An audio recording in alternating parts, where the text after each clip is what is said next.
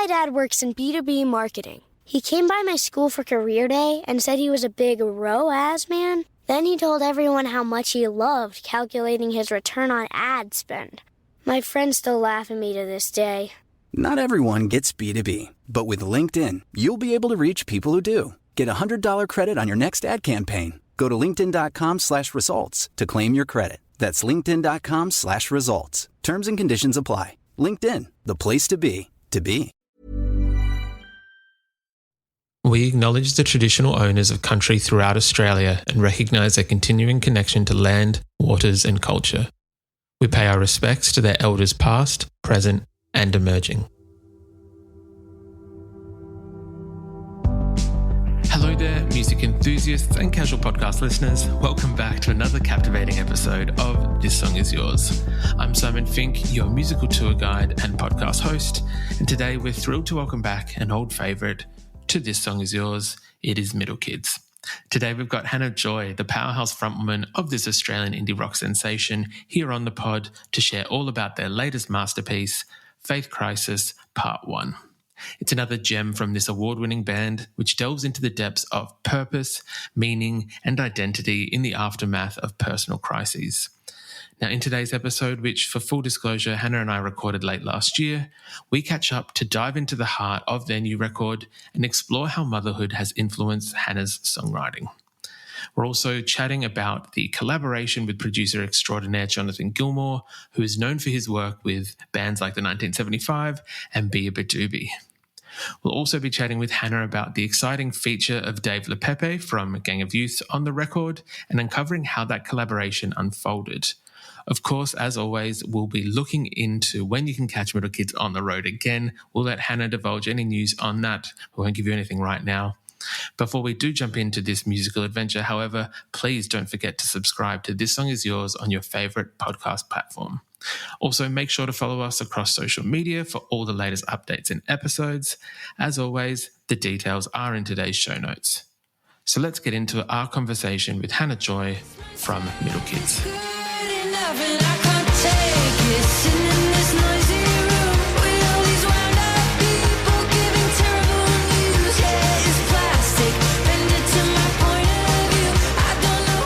Please welcome back to This Song Is Yours, Hannah Joy from Middle Kids. Hannah, hello. How are you going? Hey, good. Thank you. Good to be here. It's an absolute pleasure to have you on. Thank you so much for your time and coming to have a chat with us. It's very much appreciated. No worries. Love to chat. I'm glad that that's the case because there is a lot to chat about. There is a there's a brand new Middle Kids record coming out this week. It is Faith Crisis Part 1. Firstly, congratulations on this brilliant record. Thank you. We're very stoked. As you should be. It is it is continuing in the kind of tradition of Middle Kids always, and I'm not simply just saying this to, compliment you while you're here. Like, I feel like Middle Kids continually puts out incredible records. We, Lost Friends won the J Award today, with the Greatest won the ARIA Award. So things come in threes, and I think that... Yeah, what do you think this is going to be? Exactly. What are we manifesting for this record? Well, yeah, I don't know. But in the realm of possibility, it's hard to know, really. How are you with the release of a new record and with new music coming out? Do yourself and the guys still get nerves, or what are the thoughts when there is a new record coming out? I think that it's I find it really, all of us, we kind of disconnect from it in some ways, and then you have these moments of connection and you're like, oh my gosh. And I feel like even as the singles were coming out, I'm not really thinking about it, and then the day after I'm finding myself having some sort of post-vulnerability hangover, just going, oh, why do I feel so exposed? So I think, like, generally, yeah, it's like hard to connect to, and then after the fact it's like, oh yeah. But, I guess it's equal parts gratifying in terms of, putting the thing out that you've been working for a long time on. And, I wouldn't say that I really get nervous, but But I think it's probably just because I don't really even let myself go there, you know, like, because you never know how anything's going to land, and it's really hard to know what at this point, I find it so hard to evaluate what we have made. So all you can really do is just put it out there and keep going. I can very much kind of appreciate that train of thought. I think that there is something to be, if you're dwelling on it for too long, it kind of ends up, I feel like, affecting I don't want to say the product, but what you end up putting out, I guess. Yeah, and in many ways it's a discipline that I think is important as an artist when, you know, you really want to be making sure that you're putting something out there, that you're trying to like give something, not take something. And I think that often when you're like, and you know, and it's a discipline. Like if you're really focusing on what the feedback coming back is, it's hard to then actually feel the freedom to be like, to make things freely and to give them freely, for better or for worse, you know. Yeah, 100%. With this brand new record, as I mentioned, the title is Faith Crisis Part 1. It does appear off the kind of get-go, even with the title, that you are, I guess, that these songs might be about a rethinking of not necessarily faith, but I guess beliefs or values. And I think having a listen to some of these songs, we were very lucky enough to have a bit of a listen to the record. Is it daunting when you know the subject matter for the record is quite, I don't want to say heavy, but it is kind of a questioning of, you know, some of those things that you believe to be true and that they at some point shift or move? Yeah, I think so. I feel probably this is the most raw record in terms of what I'm singing about that we've done.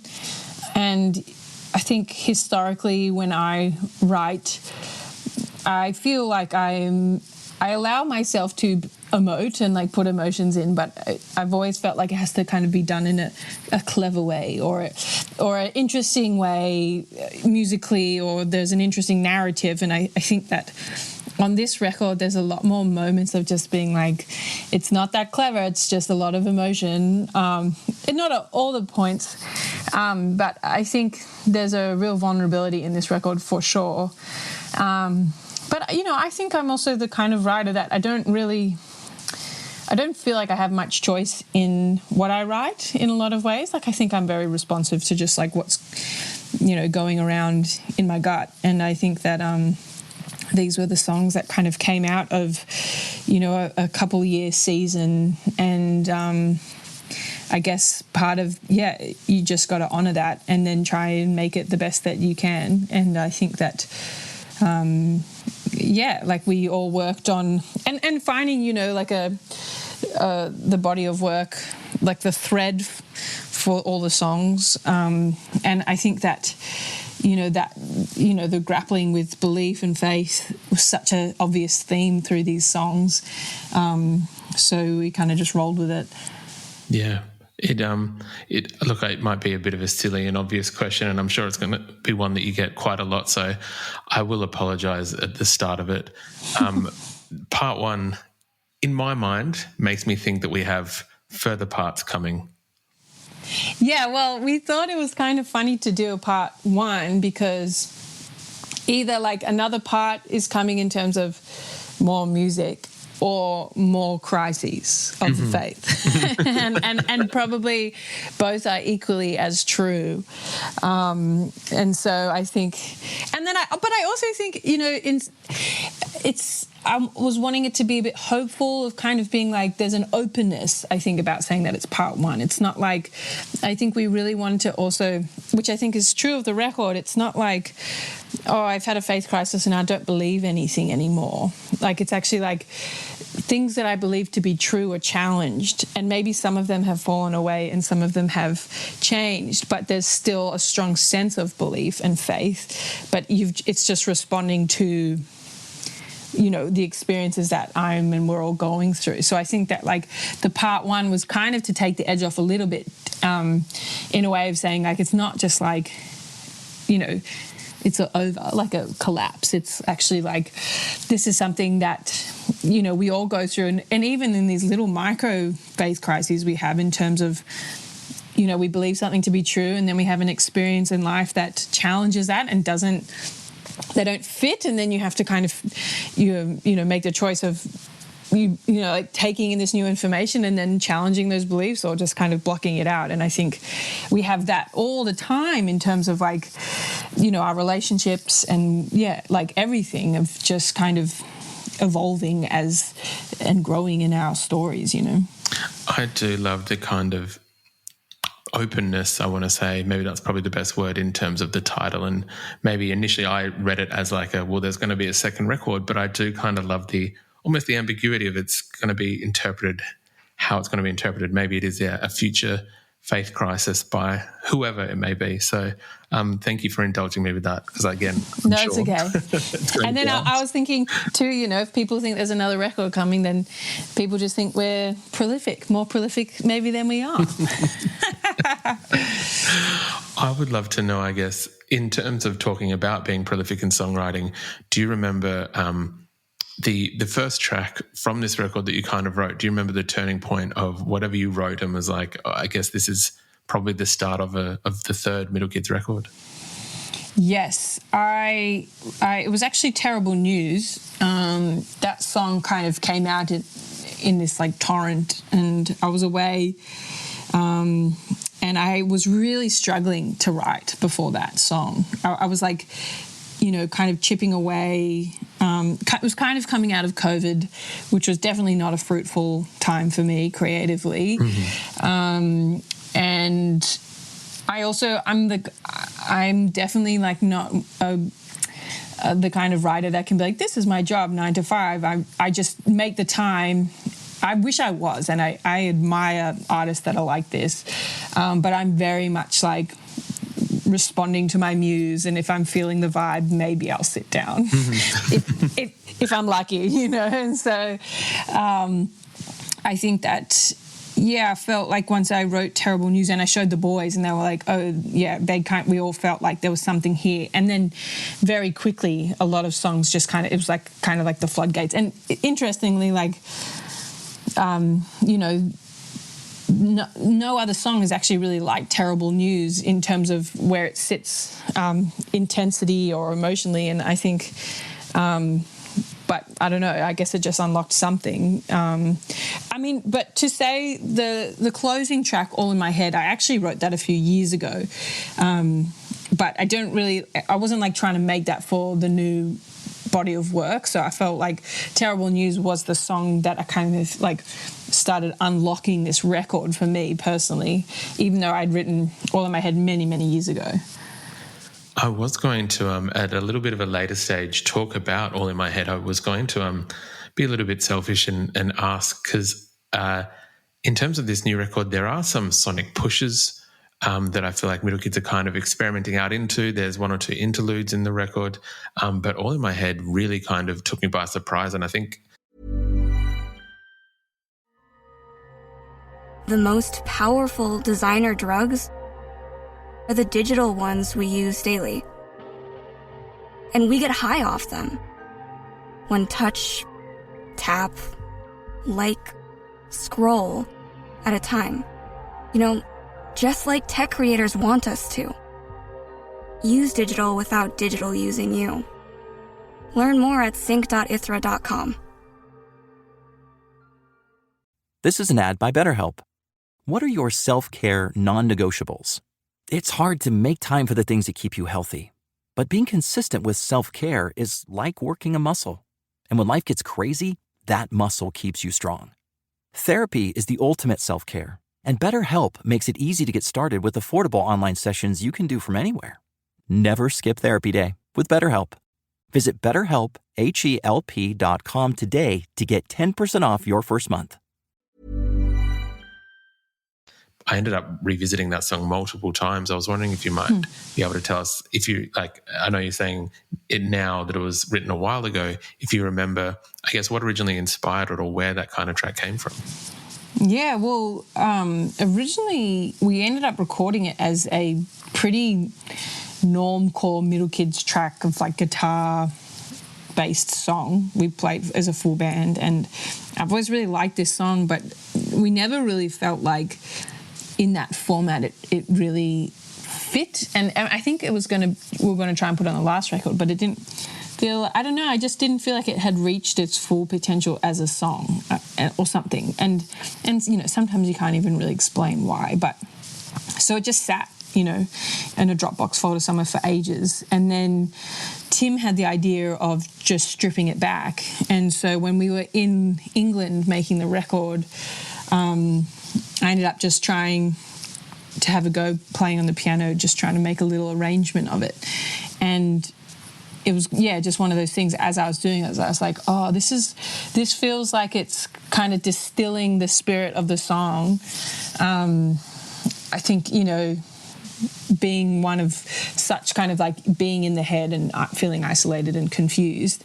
And then it was really interesting because Tim, again, he was like, he just had this idea of wanting to see if Dave LePepe could sing on it.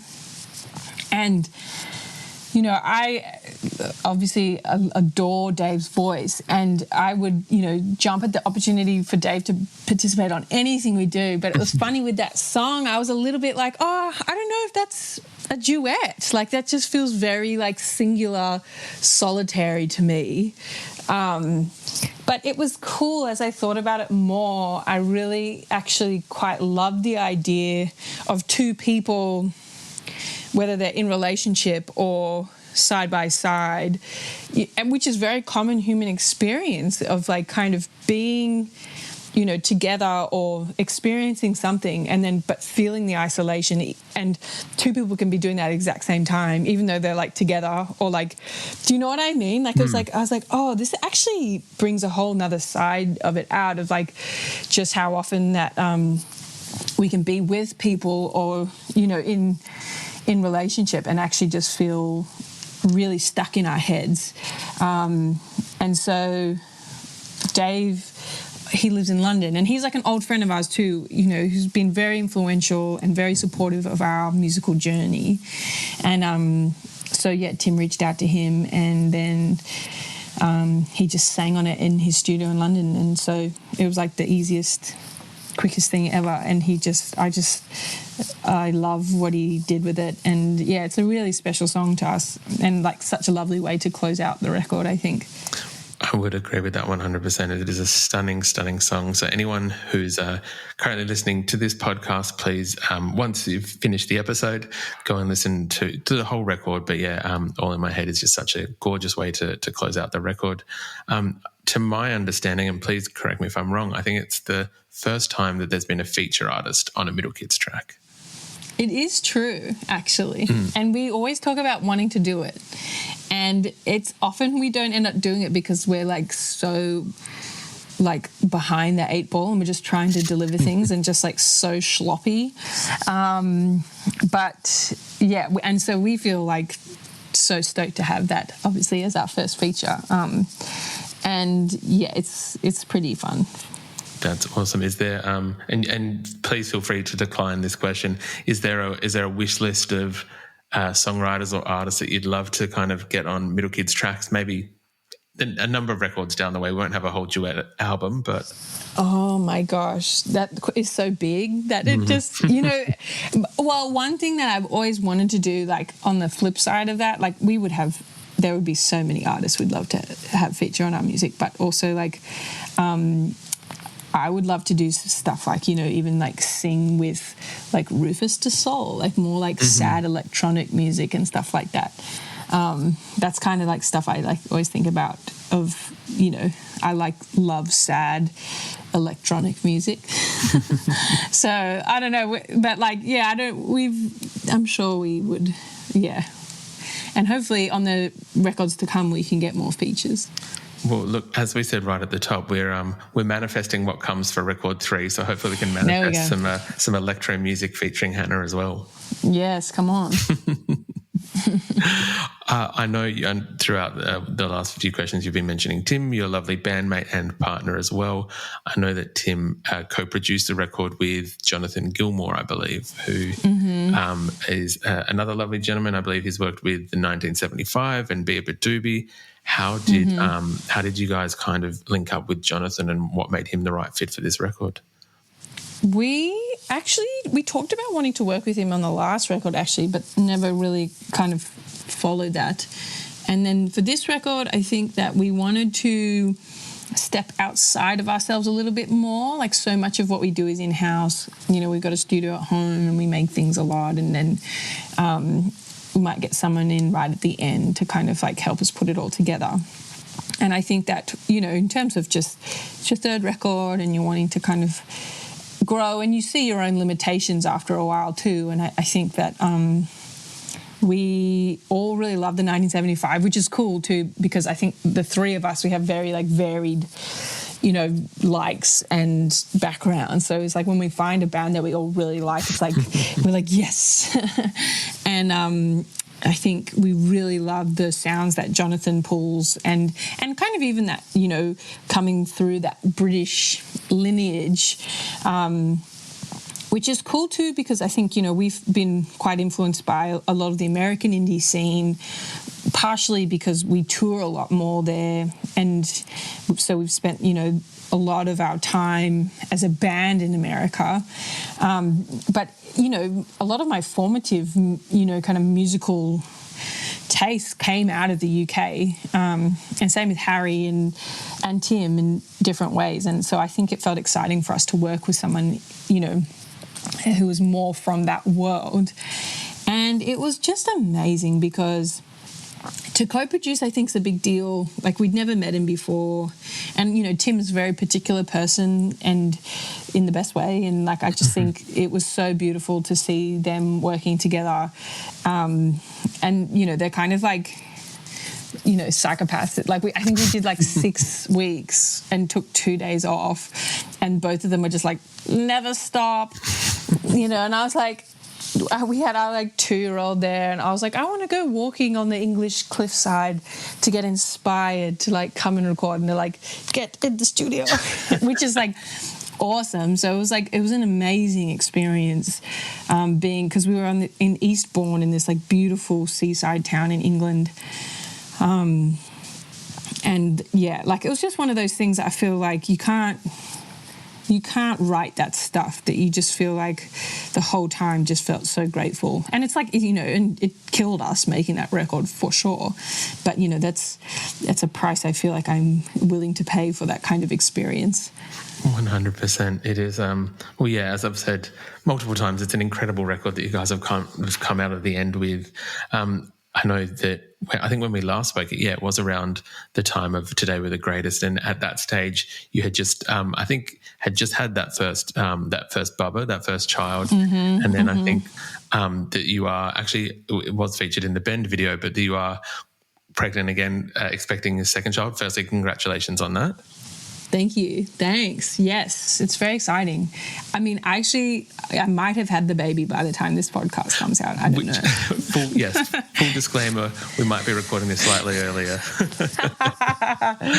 Yeah, so it's pretty wild because it's like baby and record are like 2 weeks apart. So, well, allegedly. We will only find out as the record and the young bubba come out. Have you found that motherhood, I guess, has changed your songwriting in any capacity?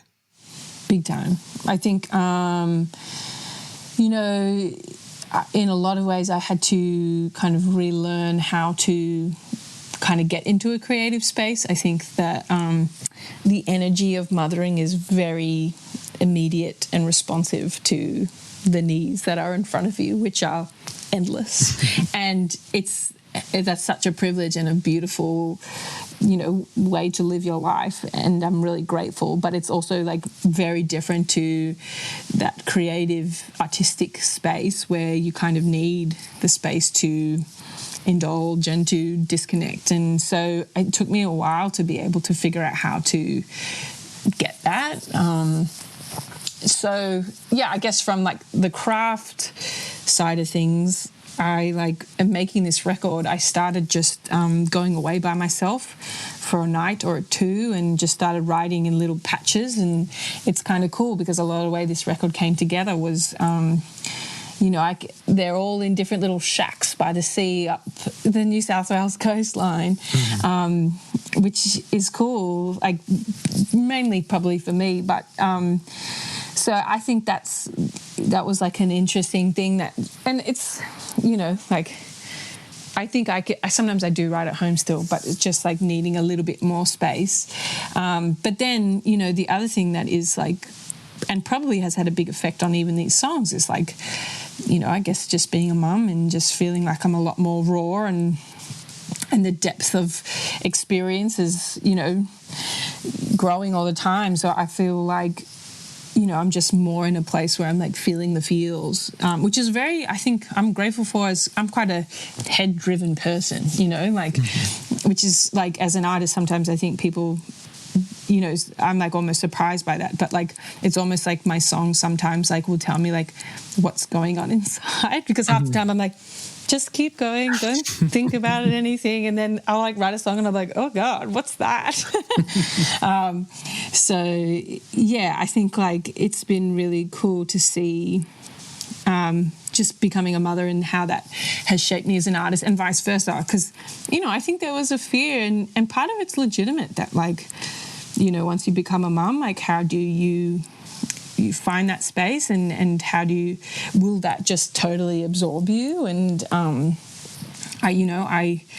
it was just one of those things that I couldn't know until I went on that journey, kind of thing. But I'm really grateful that I'm like figuring out how to do both. Sometimes I feel like I do both not very well, and sometimes I feel like I do both pretty well. So it's kind of like a bit of a pendulum thing, but yeah, it's been cool.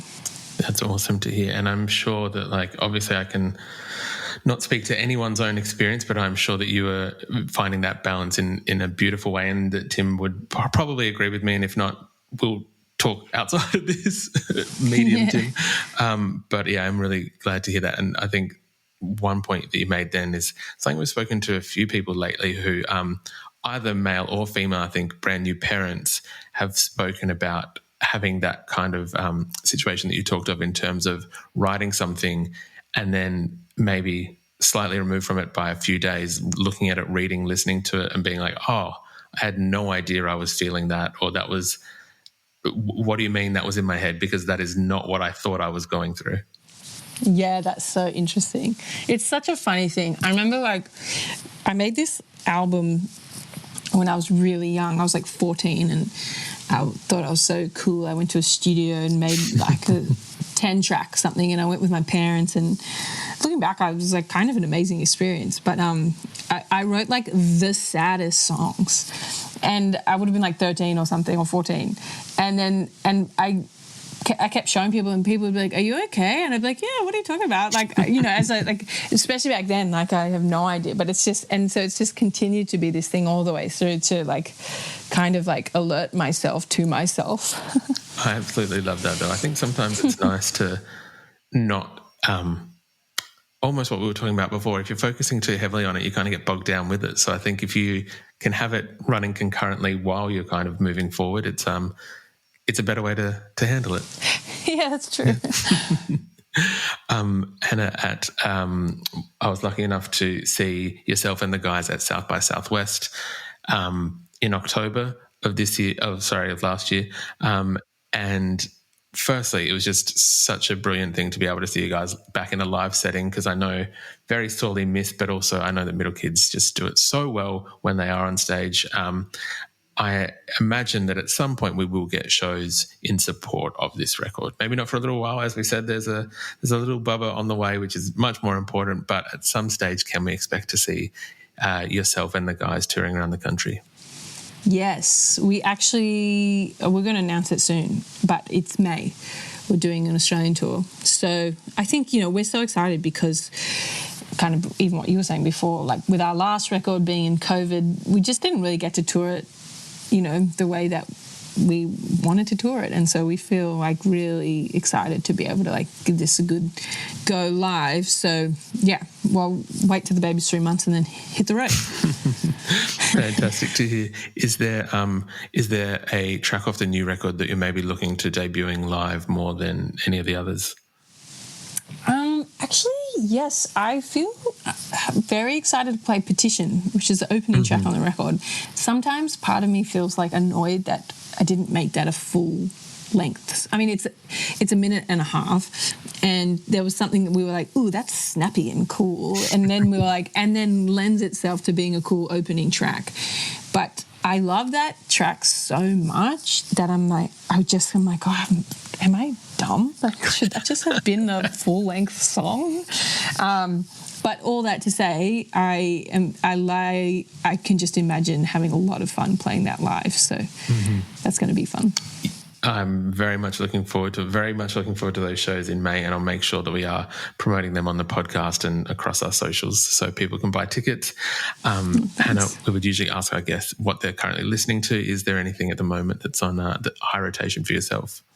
Ooh, well, Idols have started releasing new singles from their records, which is actually, they've been probably my favourite band of the last couple of years.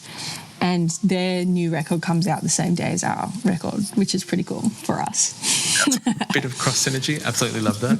Yeah, exactly. Well, I can't speak to the Idols record, but we're very excited for the next Middle Kids record. It's called Faith Crisis Part 1. It is out this week when it is released. But Hannah, thank you so much for coming back to the podcast and chatting to us. I appreciate it. No, thanks for having me.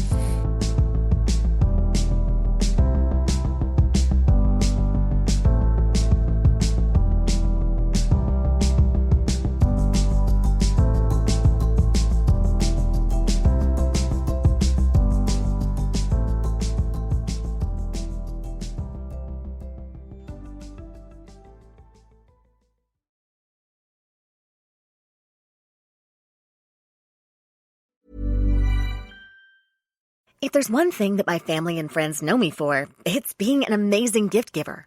I owe it all to Celebrations Passport from 1-800-Flowers.com, my one-stop shopping site that has amazing gifts for every occasion. With Celebrations Passport, I get free shipping on thousands of amazing gifts. And the more gifts I give, the more perks and rewards I earn. To learn more and take your gift giving to the next level, visit 1-800-Flowers.com/ACAST. That's 1-800-Flowers.com/ACAST.